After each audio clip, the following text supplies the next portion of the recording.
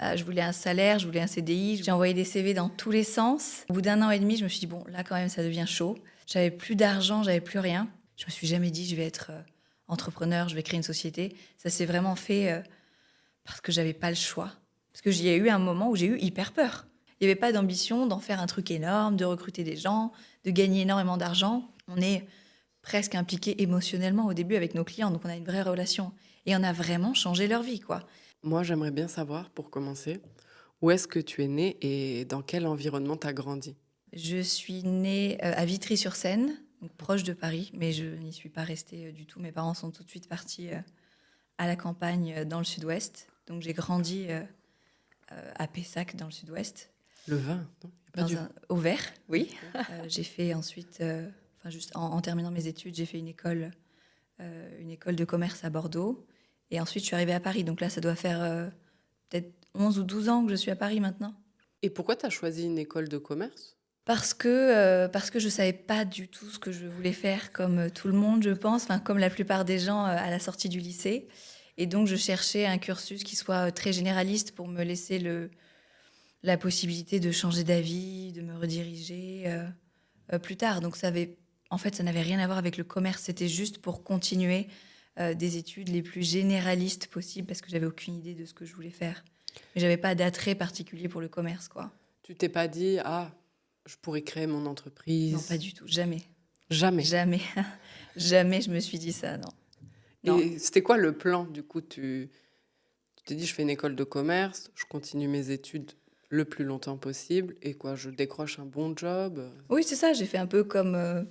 Enfin, oui, j'étais pas très ambitieuse. J'ai fait cette école de commerce, j'ai fait, comme enfin, comme la plupart des gens dans cette école, un stage de fin d'études, euh, et je m'étais dit que je serais embauchée dans un job euh, à Paris ou ailleurs, j'étais assez ouverte.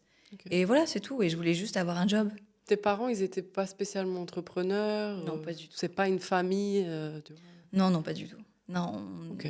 j'ai pas une famille d'entrepreneurs. Mon père est informaticien, ma mère est institutrice. On n'a jamais eu cette fibre-là, ni de discussion à ce sujet d'ailleurs. On n'a eu ni cette fibre, ni des discussions, ni une éducation liée à ça. Du coup, toi, t'es arrivé comment à devenir chef d'entreprise? Parce que visiblement, c'était Ouais. pas dans tes plans. Justement, après avoir fait cette école et du coup ce stage, hein, c'était un stage de fin d'études, après c'était terminé, dans lequel je n'ai pas été embauchée parce que la société ne le pouvait pas. Et c'était quoi comme domaine, si tu peux dire? C'était dans la mode, Ok, ouais. ouais, c'était dans la mode. Ouais, donc, ok. Ouais. Là aussi, c'était vraiment par hasard. J'ai pas d'affinité particulière avec le secteur. La vie a fait que j'ai fait des stages dans la mode pendant mes études. Donc, je suis un peu restée là-dedans pour que mon CV ait une cohérence et que je puisse trouver un job facilement. Parce qu'on nous demande évidemment d'être cohérent. Donc, même si j'avais pas d'attrait particulier pour ça, j'ai continué là-dedans. La société dans laquelle j'étais ne m'a pas embauchée parce qu'il y avait des problèmes économiques. Enfin bon, bref, en tout cas, ils m'ont Ouais. pas embauchée. Et je me suis retrouvée à Paris, du coup, j'avais 22 ans. Ouais, j'avais 22 ans. J'avais ce diplôme. J'avais des expériences, enfin des petites expériences à chercher du travail. Et voilà, et j'ai cherché pendant longtemps, pendant plus d'un an. J'ai envoyé des CV dans tous les sens. J'ai passé des dizaines et des dizaines d'entretiens. J'ai vraiment passé beaucoup d'entretiens. Et personne ne m'a jamais fait de proposition, en fait.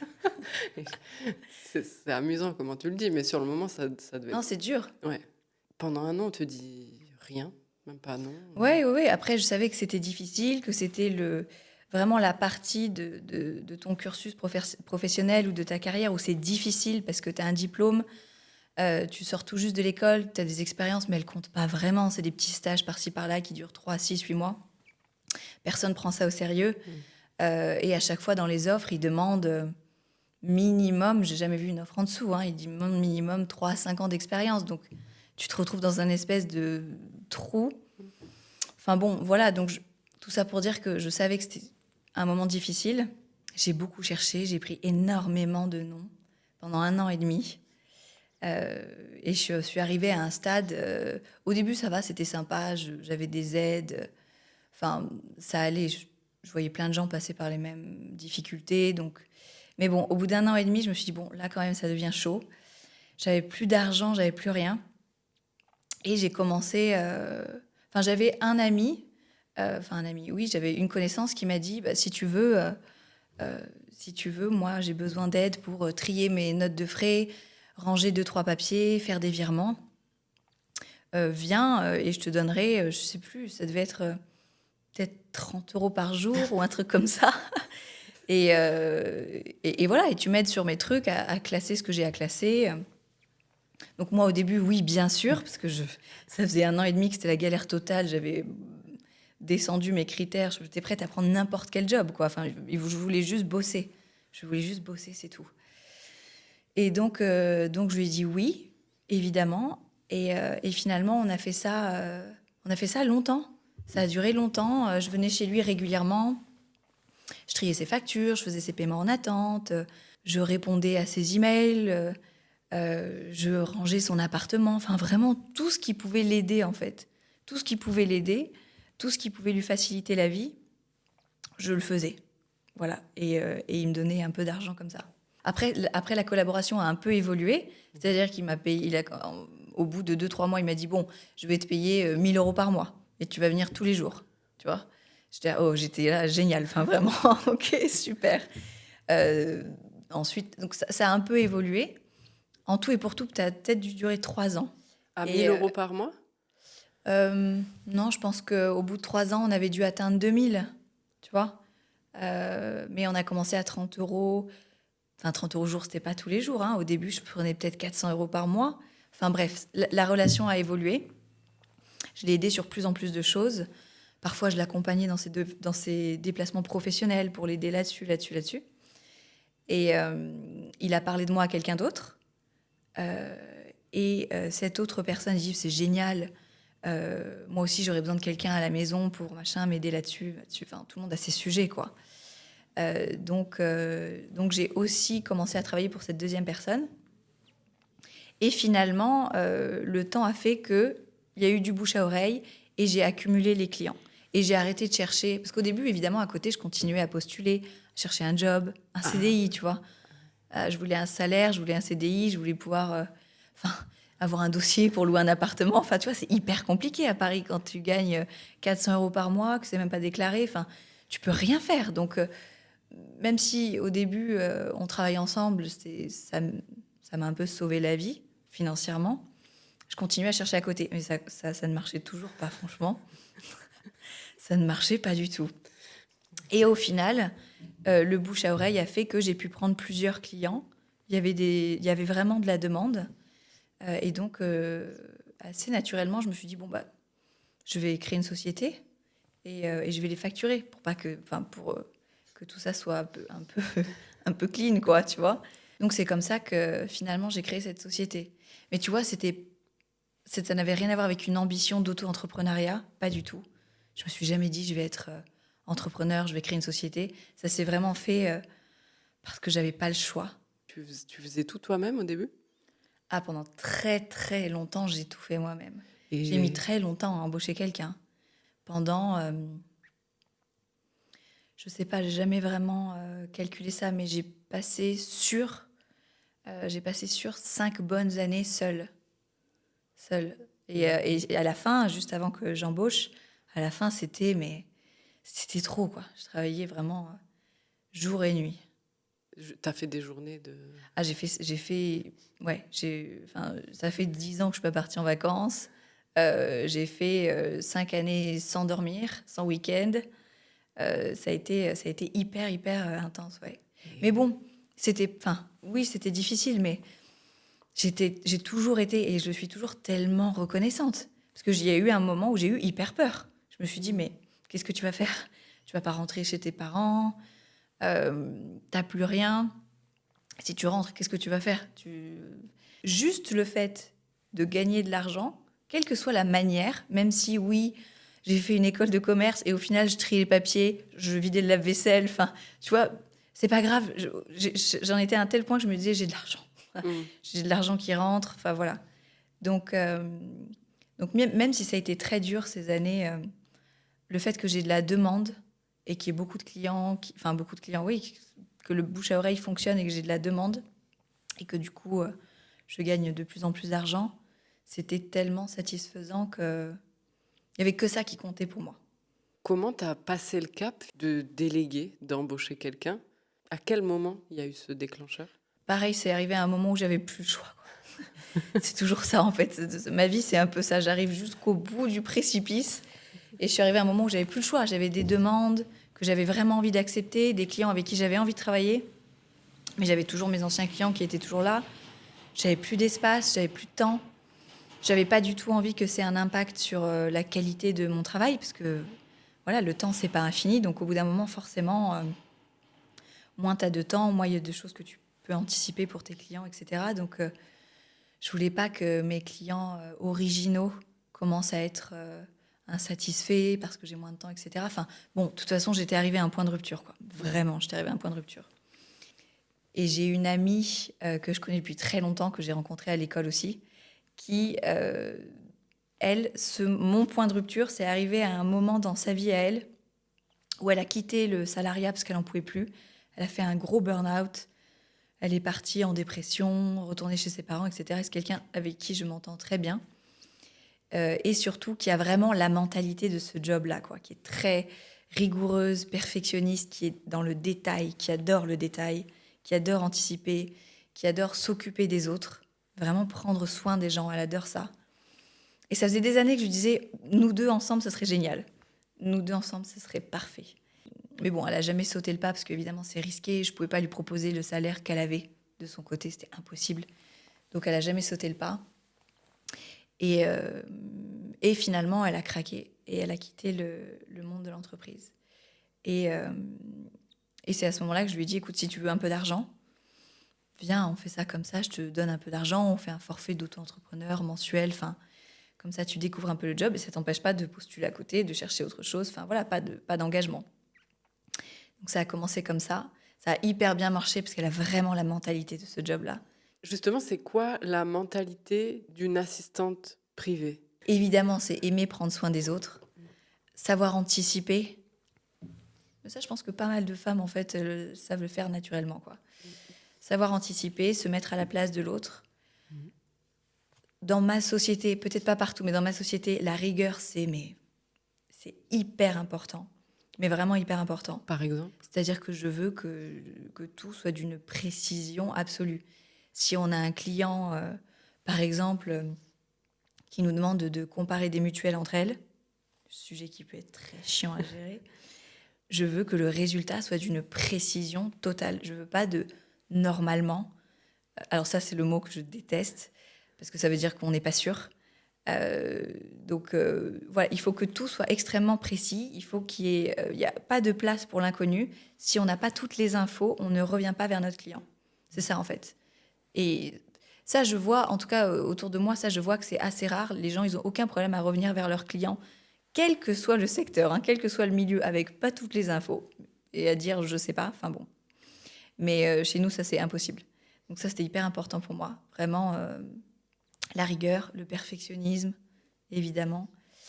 Et, euh, et voilà, et la bienveillance quand même, parce qu'on s'occupe de leur vie intime. Donc il faut être bienveillant. Et du coup, ton amie, elle avait tout ça? Elle avait tout ça, ouais, même plus que moi. Franchement, pour moi, elle était même mieux que moi là-dedans. Elle a toujours tout ça, parce qu'on continue à travailler ensemble. Et c'est un peu la même histoire que moi. Elle a un peu commencé avec moi en se disant, bon, oui, ok, tu vois, juste histoire de me changer les idées, parce que je suis au fond. Je vais commencer, mais bon, je postulerai à côté parce que je veux un vrai job. Et au final, on est toujours ensemble aujourd'hui et elle a pris la direction de la société, elle s'occupe des équipes, etc., quoi. Et tes clients, ils étaient contents? Ils ont pas un peu eu des réticences? Je savais qu'ils allaient l'adorer. Je savais qu'ils allaient l'adorer. Donc, non, ça s'est hyper bien passé. Comment t'as développé l'entreprise et pourquoi t'as envie de la développer? Effectivement, donc au début, c'était très naturel et organique, comme tu l'as dit. On a vraiment fait en fonction des gens qu'on rencontrait, des demandes qu'on recevait. On n'a jamais cherché à communiquer sur ce qu'on faisait. On n'a jamais prospecté non plus. C'est juste, il y avait du bouche à oreille, on nous contactait. Et puis, voilà, s'il y avait un bon feeling avec la personne qui nous contactait et qu'on se mettait tous d'accord sur le fonctionnement, etc. Comme c'est un job qui n'existe pas, il n'y a pas de comparatif. Donc, c'est-à-dire que quand tu rencontres un client, quand quelqu'un prend contact avec toi, qu'il a entendu parler de toi, etc., quand tu parles du cadre de collaboration, que ce soit le cadre de collaboration ou même le tarif, il n'y a pas de comparatif. Donc du coup, il faut vraiment... donc au début, c'était vraiment est-ce qu'on s'entend bien, est-ce qu'on est d'accord avec ces conditions, etc. Si oui, pas de problème, on travaille ensemble. C'était vraiment juste ça, quoi. En général, c'est des gens qui étaient, voilà, qui étaient complètement débordés. Et on mettait en place des conditions qui étaient un peu sur mesure parce que les besoins étaient différents en fonction de chacun. Enfin voilà, j'avais pas vraiment de cadre, tu vois, de pattern à respecter, quoi. Donc, donc au début, ça s'est fait tout simplement de manière naturelle. Encore une fois, il n'y avait pas d'ambition. Il n'y avait pas d'ambition, sincèrement. Il n'y avait pas d'ambition d'en faire un truc énorme, de recruter des gens, de gagner énormément d'argent. Je m'occupais de mes clients. Ensuite, quand mon ami m'a rejoint, on s'occupait de nos clients et on était hyper contente de s'occuper d'eux, de changer leur vie. En échange de ça, de gagner assez d'argent pour nous vivre confortablement et ça nous allait, quoi. C'était juste ça, ça nous allait. On cherchait pas à aller plus loin, voilà. Pas de prospection, pas de communication, rien. Juste nos clients faisaient du bouche à oreille entre eux, avec leur réseau, et c'est comme ça qu'on prenait contact avec nous. Mais là, encore une fois, on est arrivé à un point de rupture parce que bouche à oreille, parce que trop de demandes, et puis on a envie de lâcher personne. Mm. On s'occupe d'eux. Il y en a certains qu'on a depuis 10 ans, quoi. Donc, bien sûr, on a envie de lâcher personne. Et donc voilà. Et donc encore une fois, on est arrivé à un point de rupture où la vie a fait qu'on avait tellement de demandes qu'on a commencé à recruter. Là, ça a été difficile parce qu'il fallait vraiment former les personnes qu'on recrute. Autant cette personne-là, mon amie, elle avait déjà toutes les qualités nécessaires. Il y a eu très très peu de formation. Je voyais très bien sa manière de fonctionner. Par contre, quand il s'agit de recruter une vraie équipe, de former des gens, etc., bon, là, c'est plus difficile. Là, il faut vraiment former les gens. Mais bon, ça s'est fait. Ça s'est fait. Et voilà. Et aujourd'hui, on a plus le format vraiment société, avec des bureaux, des équipes, etc., qu'au début. Et les clients qui sont venus à toi et qui viennent à toi aujourd'hui, ils viennent avec quels besoins? En général, enfin non, mais même tout le temps, les clients nous contactent tout le temps parce qu'ils ont entendu parler de nous via des clients qu'on a déjà. Donc ils disent, en général, ça part toujours d'une discussion qui est la même. C'est qu'il y a quelqu'un qui va dire à un de mes clients, je n'en peux plus, je suis au bout du rouleau, je suis débordée, je ne m'en sors pas, je sais pas, voilà, enfin, je dors plus la nuit, j'ai une to-do list grande comme le bras, je sais plus quoi faire, etc. Et quand ça tombe dans l'oreille d'un de mes clients, forcément, il parle de nous, il dit, tu devrais essayer de telle société. Moi, je travaille avec elle, c'est génial. Nos clients nous vendent hyper bien. Parce qu'ils savent, et vraiment, enfin, quand on crée ce genre de structure et qu'on est à cette petite dimension-là, qui est une dimension presque familiale, on est presque impliqué émotionnellement au début avec nos clients, donc on a une vraie relation. Et on a vraiment changé leur vie, quoi. Donc forcément, on a un super bouche à oreille. Donc on entend parler de nous de cette manière-là, et les gens, lors des premiers rendez-vous téléphoniques que j'ai avec eux, pour les particuliers, parce qu'on fait aussi les sociétés, mais bon, ça je crois que c'est pas trop le sujet, mais pour les particuliers, en général, c'est toujours la même chose. C'est des gens qui sont complètement débordés, qui n'ont pas le temps de répondre à leur assurance, faire un comparatif, prendre un rendez-vous médical, compléter un dossier, trouver une nounou pour les enfants, trouver une prof pour après les cours, les inscrire dans cette... Enfin, ça peut être tellement de choses. Ça peut être tellement de choses, mais au final, c'est toujours... on est tous pareils, dans le sens où personne n'a envie de gérer ça. Personne, c'est rare, quoi. Les gens qui sont hyper contents de gérer tout ça. Enfin, donc, c'est tout ce qu'on n'a pas envie de gérer qui nous prend de l'espace mentalement et du coup de l'énergie et du coup qui nous fatigue. En fait, les gens sont fatigués, quoi. Les gens sont fatigués, ils ont une énergie basse parce qu'ils s'en sortent plus Et il y a les missions, il y a les tâches, comme ils peuvent me le décrire pendant l'entretien. Ça, c'est une chose, c'est une charge. Mais il y a une autre charge, c'est aussi celle de se sentir seul au monde face à tout ça, quoi. Et quand on n'a pas d'assistante, quand on n'a personne sur qui s'appuyer, mentalement, c'est quand même plus difficile que lorsqu'on a quelqu'un où on sait que quoi qu'il nous arrive, ça quand même, je vois bien que ça fait une différence. Il y a un truc très rassurant. Quand tu as une assistante en qui tu as confiance, avec qui tu travailles depuis des années, évidemment, parce que sinon il y a plein de problèmes, mais quand tu as une personne de confiance comme ça dans ton entourage, avec qui tu sais que quoi qu'il puisse t'arriver, et on s'occupe de palettes très très larges de sujets, hein, vraiment, quoi qu'il puisse t'arriver, que ce soit, je sais pas, un contrôle fiscal, un divorce, un accident, ou tout simplement l'inscription des enfants à l'école. Bref, quoi qu'il se passe, t'as quelqu'un qui va s'en occuper. Ça, mentalement, c'est un truc de ouf. Ça change la vie. Même en termes d'énergie, tu vois, ça change la vie. Le nom aussi, tu sais, t'as appelé assistance privée.